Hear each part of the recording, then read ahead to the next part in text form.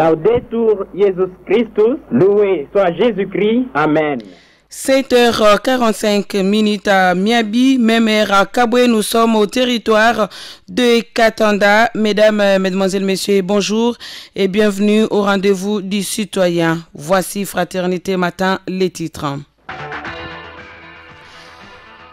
Les rideaux vont tomber ce mercredi sur les 9 jours de prière organisés durant ces mois de rosaire au dossier de Mbujimaï à Saint-Kizito. Les fidèles se retrouvent au sanctuaire marial de Benakalongo pour la clôture et à Miabi, la nuit était au rythme de la veillée de prière. Détail à suivre. Le gouverneur de province Jean-Paul Mbouéboué Kapo, dans les viseurs de l'Assemblée provinciale, une motion de défiance a été déposée hier au bureau de l'organe délibérant par le rapporteur de la commission ECOFIN, le député provincial Christian Ngandou Katumbaï. Une proposition de loi sur la modernisation de la gestion de la présence des étrangers sur le territoire national a été déposée au Sénat congolais lundi par les sénateurs Yvan Kazadi Kankondé. Ce sont là les grands titres de Fraternité Matin, un journal de Voldi Kazadi à la réalisation. Hortense Pinda Chumanga est à la présentation. Bienvenue, bonjour à tous.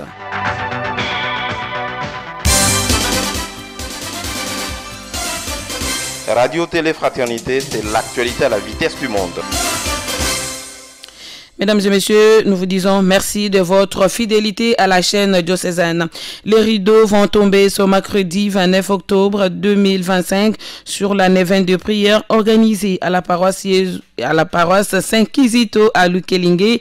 Hier mardi à la 8e journée, les fidèles ont vécu la 8e journée des prières avec comme orateur le révérend père Adrien Kabambi sous les thèmes Marie, modèle de foi pour tout chrétien. Dans sa méditation, le père Adrien a rappelé que Marie est un modèle d'humilité et d'intériorité, invitant les chrétiens à garder les choses dans leur cœur et à se réjouir de grâce accordée aux autres.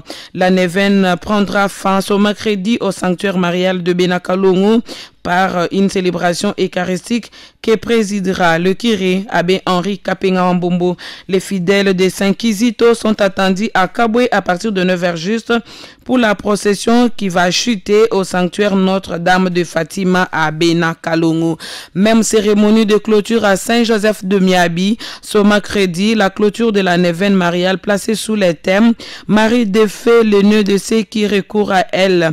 Hier mardi, l'abbé Jean-Marie Ntalaja est intervenu avec les sous-thèmes Rien n'est impossible à Dieu, tiré de Luc chapitre 1er verset 37. Se basant sur ces paroles de la Vierge Marie, l'orateur a convié l'assistance à ne compter que sur Dieu qui ne déçoit jamais et qui agit en temps voulu pour ceux qui croient en lui.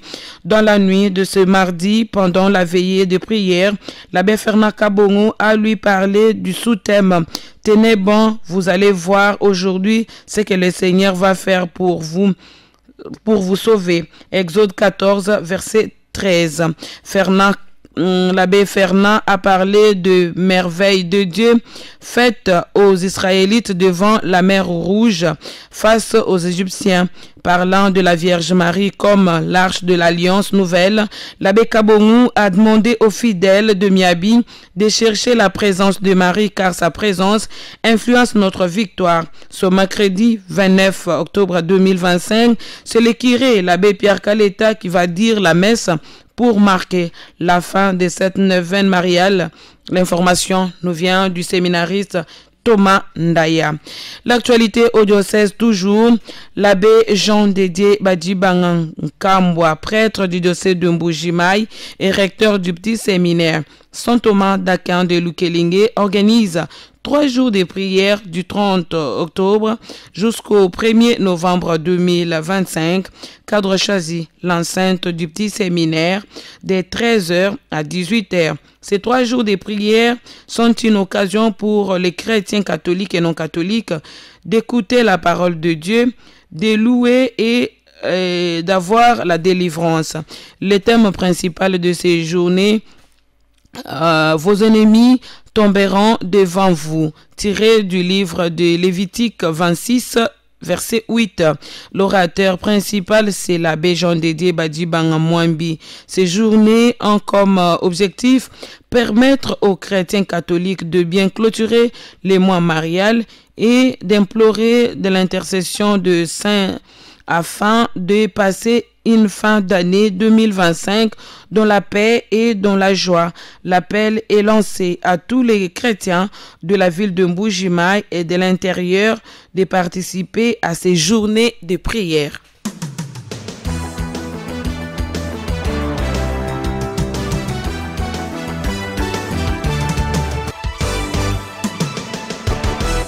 L'actualité au plan provincial à présent. Le bureau de l'Assemblée provinciale du Kasaï-Oriental a réceptionné hier mardi 28 octobre 2025 la motion de défiance contre le gouverneur de province. C'est le député provincial Christian Ngandou qui a déposé cette motion au bureau de l'organe délibérant. Selon une copie parue sur les réseaux sociaux, les sept députés signataires sollicitent l'alignement et l'examen de cette motion en plénière conformément aux dispositions du règlement intérieur de l'Assemblée provinciale, a précisé le député Christian Ngandou Katumbayi.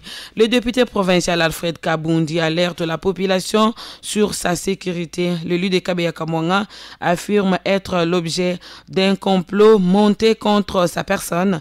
Il précise que ces complots seraient liés à sa lutte contre la mauvaise gestion de la province. On l'écoute au micro de nos confrères de RMC TV. Tudimo province wetu wa Kasai Oriental, muntu jitetu bonsu basungula. Bamwena Kasai, bobana bamwena Kasai, bakwenzela bana bamwena Kasai mudimu. Fatu mudimu mbokulondolola.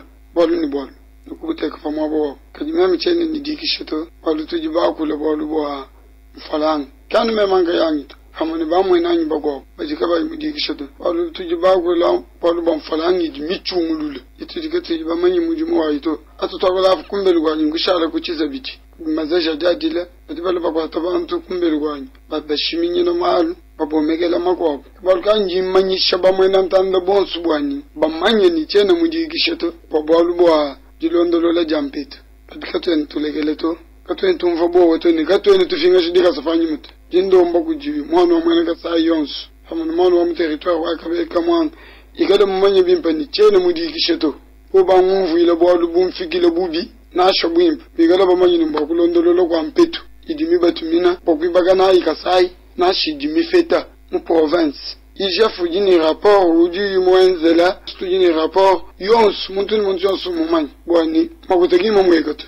nduro kwambira muntu njindo mbeskize du deskize kuchini. Alfred Kabundi, député provincial du Kasaï-Oriental, élu de la circonscription électorale de Kabeya Kamwanga. La division provinciale de la santé du Kasaï-Oriental DPS, avec l'appui de ses partenaires techniques et financiers, a ouvert ce mardi 28 octobre à Mbuji-Mayi la revue à mi-parcours du système de santé provincial. Les travaux se tiennent dans une des salles du laboratoire Saint-Michel dans la commune de la Kanchi et iront jusqu'au 31 octobre 2025. Dans ce mot d'ouverture, la chef de la division de la santé, Dr Eugénie Missing, a souligné l'importance de cette rencontre qui vise l'amélioration des performances du système sanitaire au Kasaï-Oriental et l'a appelé tous les participants à y contribuer activement. On l'écoute dans cet extrait choisi par Célestine Mbula-Mukenji.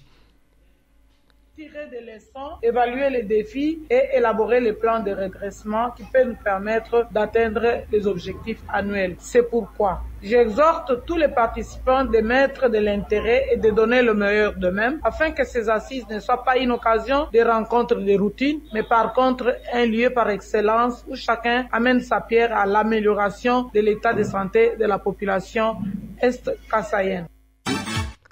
Dr Eugénie Missing a également précisé qu'au terme de cette revue, des recommandations seront formulées à chaque unité opérationnelle en fonction de faiblesses constatées.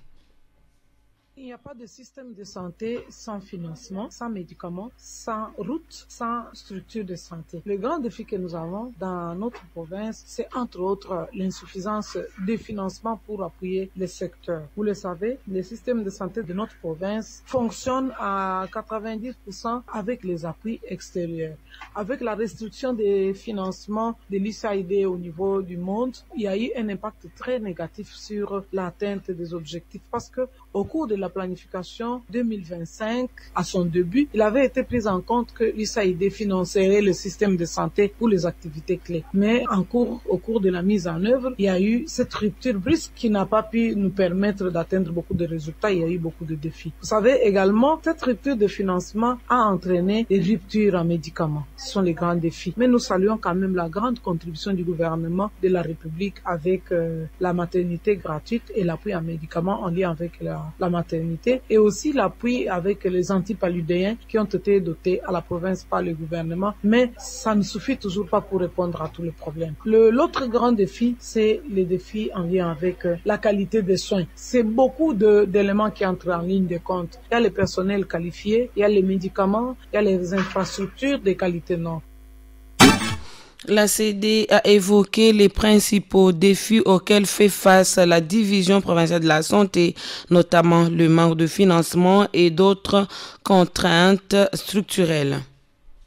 Tirer des leçons, évaluer les défis et élaborer les plans de redressement. Au terme de cette revue, nous allons élaborer des recommandations à chaque unité opérationnelle selon les faiblesses qui seront constatées au cours de cette évaluation. En dehors de recommandations, nous allons élaborer ce que nous appelons le plan de redressement parce que l'évaluation que nous faisons nous permet de faire un diagnostic de ce qui n'a pas marché et de ce qui a marché. Et après avoir trouvé tous les éléments ou les défis qui ont contribué à ce que nous n'atteignons pas les résultats, on élabore les plans de redressement pour appuyer les indicateurs qui n'ont pas atteint les objectifs. Et pour les indicateurs qui ont atteint les objectifs, on essaie de faire tout pour pouvoir le maintenir. Après l'élaboration du plan de redressement, c'est pour prendre en compte les éléments positifs ou les stratégies à arrêter pour atteindre les objectifs. À la suite de cela, il y aura donc un plan de redressement pour l'amélioration et l'atteinte de tous les objectifs des indicateurs que nous suivons dans le système de santé. Surtout plus particulièrement ce qui concerne la santé de la mère, la santé de l'enfant et ainsi que la lutte contre la malnutrition ainsi que les maladies épidémiques de notre province. Cette revue réunit le médecin-chef des zones de santé, les ONG et d'autres organisations de la société civile évoluant dans les secteurs de la santé. Les travaux du premier jour se sont déroulés au laboratoire Saint-Michel, nous l'avons dit au début, et ce mercredi, et ils se poursuivront au centre Mpokolo à Moyo jusqu'à la fin, le 31. L'Institut supérieur de technique médicale de Mbujima ISTEM a lancé lundi 27 octobre la semaine d'encadrement dédiée aux nouveaux étudiants. Cette initiative académique vise à faciliter l'intégration de nouveaux venus dans les systèmes de l'enseignement supérieur universitaire. Pendant 7 jours, les étudiants inscrits seront édifiés sur les rouages de l'enseignement supérieur universitaire, ses exigences, ses valeurs ainsi que les us et coutumes de l'établissement. Précision donnée par les chefs de travaux Dieudonné Kazumba, directeur de cabinet de la DG, professeur Justine Mbelukachala. La première journée a été organisée par les CT Dieudonné sur 2 thématiques majeures, le fonctionnement de l'enseignement supérieur et universitaire, recherche scientifique et innovation. La journée d'hier mardi, les étudiants ont découvert les modalités académiques, une séance qui était présidée par les CT Pierre Nzembu, la direction de l'ISTEM Mbujimai, lance un appel à l'endroit des étudiants nouvellement inscrits qui tardent encore à reprendre les séances d'encadrement. Tout de suite, l'actualité au plan pays. RTF. L'actualité, c'est nous. Sénat dépôt ce lundi 27 octobre 2025 d'une proposition de loi pour encadrer l'entrée, le séjour et l'intégration et l'éloignement des étrangers en République démocratique du Congo. Les sénateurs Yvan Kazadi Kankonde a déposé cette proposition de loi au Sénat congolais Elle porte le régime général de l'entrée, du séjour et de l'éloignement des étrangers en République démocratique du Congo. Ce texte est présenté comme une réforme majeure du système migratoire congolais, vise à moderniser la gestion de la présence des étrangers sur le territoire national et à remplacer l'ordonnance loi de 1983 jugée inadaptée par les contextes actuels. Les rebelles de l'AFC Barème 23 ont subi une nouvelle frappe de forces armées de la République démocratique du Congo dans les territoires de Walikale. Leur position située à Mouanga, Burubi, non loin de Kachebero, a été ciblée la nuit de lundi à ce mardi 28 octobre 2025. Des sources d'actualité.cd à Choubéré indique que c'est aux environs de 10 heures du matin que les drones a opéré après avoir survolé l'espace aérien 1 heure avant. Le bilan donc de ces bombardements n'est pas encore connu, mais la psychose et la peur avaient donc envahi les habitants de Kachoubéré. Mesdames et messieurs, c'est la fin de cette édition, la première sur les antennes de la radio-télévision Fraternité. Avant de vous quitter, nous vous rappelons les titres. Les rideaux vont tomber ce mercredi sur les 9 jours de prière organisés durant ces mois de rosaire au dossier de Mbujimaï. À la paroisse Saint-Kizito, les fidèles se retrouvent au sanctuaire marial de Benakalongo Notre-Dame de Fatima à partir de 9h à Kabwe pour la procession et la fin avec une célébration eucharistique au sanctuaire. À Niabi, la nuit de ce mardi était au rythme de la veillée de prière. Vous avez eu les détails dans cette édition.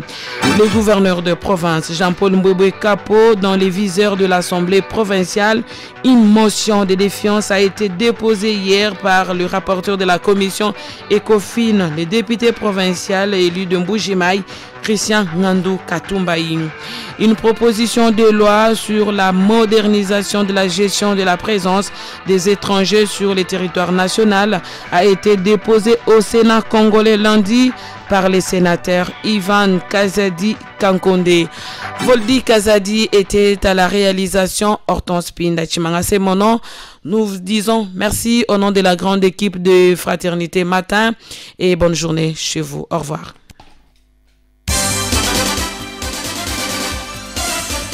Radio Télé Fraternité, c'est l'actualité à la vitesse du monde.